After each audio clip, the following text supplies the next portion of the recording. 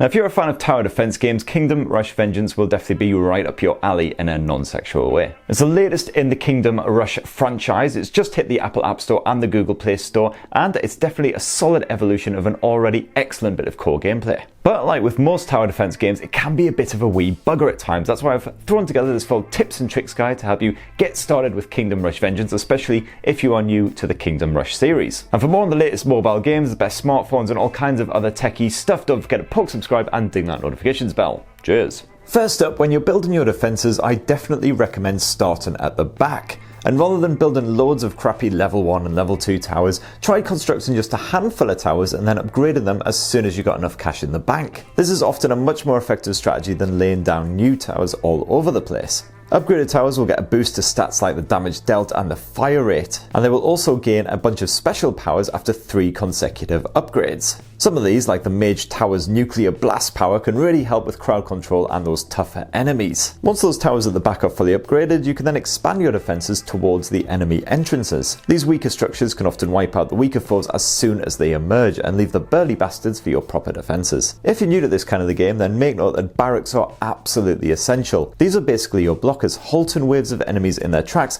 while your towers and your hero pound on them relentlessly. Remember to set their rally points to cover the most popular path at any given moment. And these grunts are definitely best used at junctions just behind a handful of assault towers. You'll also definitely need to adapt your tactics to match each level, specifically which enemies you're about to face. Armoured enemies basically laugh in the face of arrow towers and grunts, so bung a magical fireball up their arse to really see them off quick. And vice versa, enemies with magical armour are best dealt with traditional swords and arrows. As an example, once you hit those northern Icelands, you'll be facing lots of soldiers who prove rather resistant to arrow towers, but they sure do not like fire, so mage towers are a perfect defense. If you're struggling with any particular level, pay attention to exactly what emerges and read up on the individual creature types in the bios, and try using a mixture of all your various defenses to cover all eventualities when facing a wide range of foes. Two that you should particularly pay attention to are any enemies that can burrow underground or fly over your guards. Those flying ones can thankfully be taken down by your towers, but the underground buggers only occasionally pop up for air, so when they do, you make sure you get them straight away with any grunts. And also pay close attention to any enemies with ranged attacks like these little axe thrown gits here. As soon as they emerge, get your hero to zoom straight over and smash them to bits, otherwise they'll just pummel from afar. Speaking of your heroes, these are absolutely essential to victory. Be sure to move them to any paths where enemy troops are thickest. They're pretty much your only mobile defense in the whole game. However, you will want to keep tabs on their health bar and move them away if they're in any kind of trouble. They do respawn once killed, but it takes a lot of time, during which you'll take an absolute beating. You're best sticking with just 1 or 2 preferred heroes and switching between them when needed, as they gain experience every time they're taken into combat, and you can power up their individual skills. We recommend 1 warrior who deals physical damage and 1 who deals magical damage to cope with any given situation. You can check out their attack class and other vital stats in the Heroes tab back in the main menu. And don't forget to level up their hero skills as well. Each hero has 1 manual power that you can unleash when needed and secondary powers that they themselves control. You can reset these points at any time and reallocate to suit a particularly tough level. Back in that main menu, you'll also find the skill tree. It's absolutely invaluable to power this up to maximum.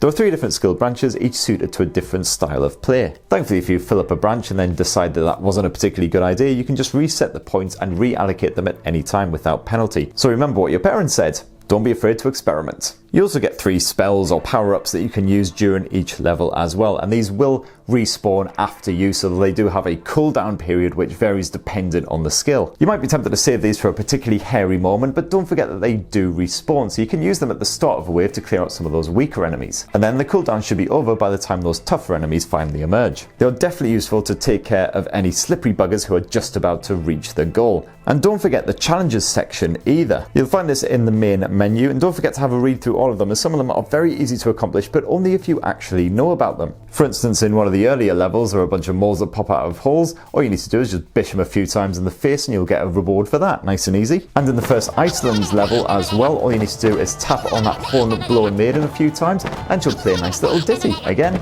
easy points. You'll then have to go back into the challenges menu in order to receive your reward, which is basically a handful of jewels. Nice stuff. These can be used to purchase invaluable items in the Kingdom Rush Vengeance store. Smart use of these items can really help you get out of a squeaky arse moment in a particularly vicious level, so it's well worth stocking up. Now, the toughest levels in Kingdom Rush Vengeance are definitely the boss levels. You'll have to fight wave after wave of enemy, and then finally the last wave will be the boss himself along with a bunch of his minions. But be warned, if the boss reaches the exit, it's an immediate game over, which is incredibly frustrating. You definitely need to nail these hulking as soon as they emerge. Basically, just throw everything you have at them and be sure to set up any towers that are out of their range and fully upgrade any that they're heading towards. In the meantime, you might let a few weaker enemies slip through, but your priority has to be dropping these oversized gates. If you find yourself failing a level over and over, chances are you will need to replay some of those earlier levels again. This will help in a few key ways. First of all, your chosen hero will gain more experience and level up, making them tougher and giving you more skill points to spend. And you'll also gather more jewels from defeating enemies and completing challenges, so you can buy some helpful items from the store. If you're still struggling after all of that, just give the little plus icon next to the jewels a little tap up top, and as you can see, you can just watch a trailer to get 50 free jewels. Just keep on doing that. It's a bit of a quick and dirty cheat, but sometimes if you're in a bind, it's worth doing. And last but not least, if you do dive into the settings menu, you'll see that there is a difficulty setting in there as well, and if you are really struggling, then you can always knock it down to casual. Don't worry, we won't judge much.